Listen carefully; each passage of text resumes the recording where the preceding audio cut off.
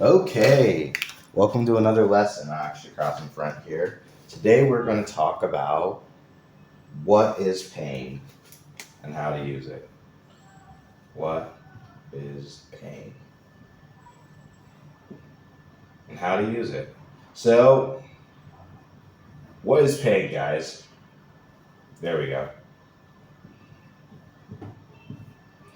What is pain and how to use it? That's what the question mark, right? Because a lot of the time, our relationship with this singular phenomena in our experience will dictate so much of what we have in our lives. Kind of a personal thing.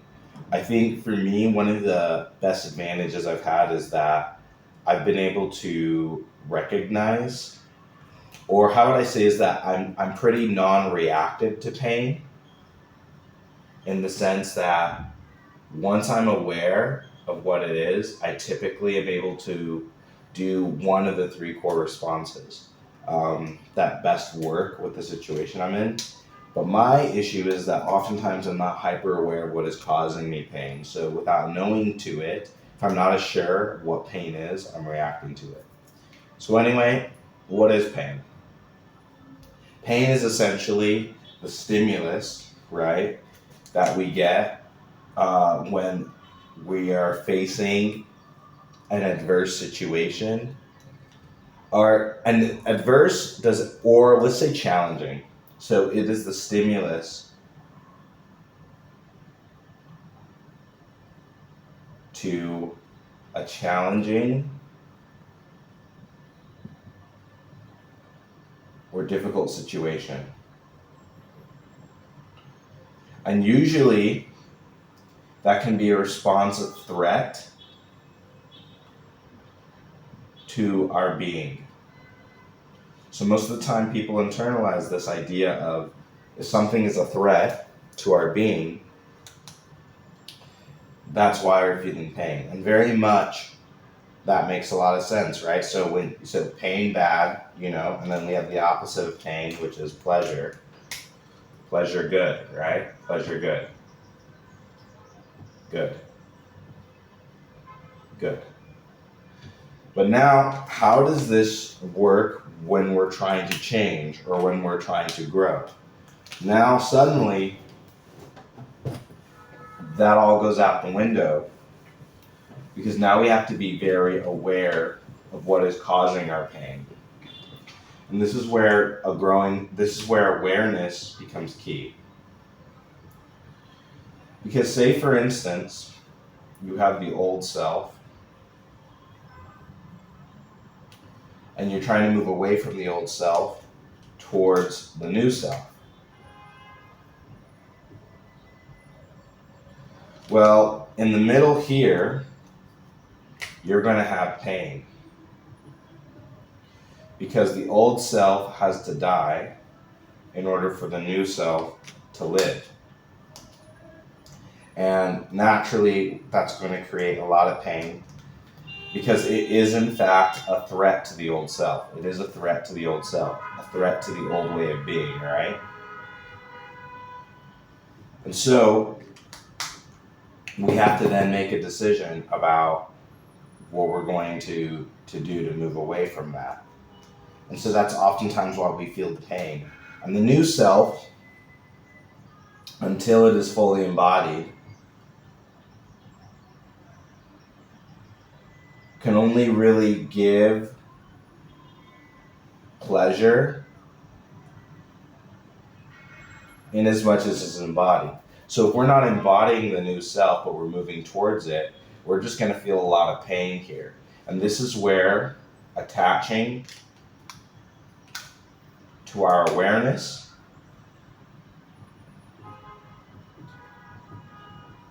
and to our decisions becomes key. Because in between all this, from here to here, all you have is awareness. The pain pleasure signals are going to be off. So that awareness is going to be, I chose to wake up early in the morning. I chose to work out. I chose to do all these things, and then from that place of decision and awareness, you're going to be working here. But in processing this pain, your body's going to be able to do one of three things. It's going to want to either run away from it, fight it, or resist it.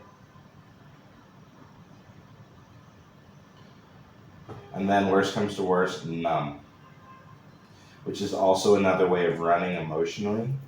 But you numb, essentially, or dissociate when you're under pain, and you don't have to do that. Now, the idea then is you want to make this transition from the old self to the new self hard enough that you're still moving and making the changes, but not so intense that your nervous system begins to fight, resist, or numb the issues. Because what happens is when you start doing these behaviors, now you're moving back into the old self, right? And then any progress you've made through that pain is just going to have to be repeated. And so learning how to manage, so management of pain is critical to progress. If you guys want a good book on that, I wrote Mr. Reference. Check down in the description below.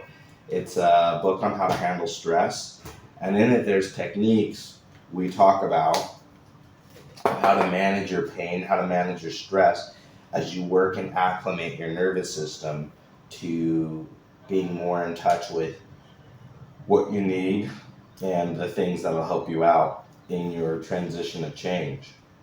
And so the biggest thing is recognizing that whenever you're moving from the old self to the new self, you're going to want to run, you're going to want to resist, and you're going to want to numb that pain, right?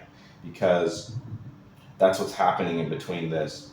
Now, one of the biggest things, though, I think especially, is that as we do this, the biggest thing is, for me right now, one of the biggest things I'm working on is kind of transforming into my new self. And so a lot of this is like, I'm speaking as though like I'm an authority, but the reality is a lot of this is just stuff that I'm working on. And how I've come to see it is we have to anchor the new selves in things like actions or tasks, actions, right? And then the idea then is that if I need to take these tasks or take these actions, in as much as I do these things and I prioritize these things, then it doesn't matter if I run, resist, or numb it. Because the idea is not about whether or not you run, resist, or run. The idea is whether or not you're making progress towards this new embodiment.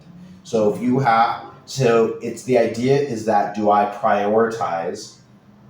The real thing that I come to see is not so much about whether or not you're losing habits of the old self, but rather, am I prioritizing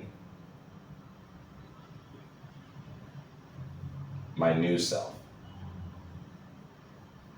And prioritizing the new self doesn't necessarily mean you neglect the old self, but naturally what begins to happen is as we put more and more energy into this will have less and less energy. And then naturally, these habits, these designs, these ways of thinking begin to atrophy and go away as we put more and more energy into this mentally, emotionally.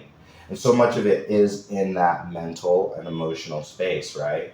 Because as we know, true embodiment starts up here in the spirit and the mind, which is, like 85% of reality right there, or like 90% of reality. 95% of reality is right here. Whereas like this last 5% is right here in the body. So the idea is it's not enough to do the tasks and the actions, but do the tasks and the actions with the idea that I'm going to embody the spirit and embody the mind of that new self. And then as we do that, ideally we move away from the old self, because the old self is fighting because it wants to survive. It doesn't want to die. And that's what's happening, is the pain of that threat is the old self dying, because there's still part of us as embodying that old self. But in as much as we slip out of the old self and into the new self, we begin to feel less pain and more purpose, right? In each of the steps we take. But there's a period in between here where we talk about that transmutation, where you are going to feel pain, and that's our relationship to pain is going to dictate so much of the direction in our life. I think for me, that's been a big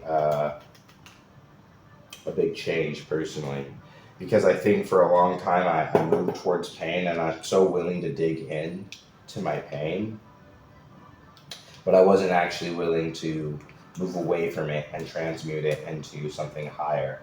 And that's one of the biggest changes I've had to make, is using that pain and putting it towards my work, even towards a little bit, and recognizing that any level of resistance, running, or numbing I have, in as much as it doesn't undermine my new self, is positive progress. So taking on that way of thinking has been a big shift in mentality. Anyway, I hope that video was useful for you. Just wanted to talk a little about something, gotta make something here. They'll improve. Put down some comments, questions if you guys have anything. Hope all is well. Peace and take care.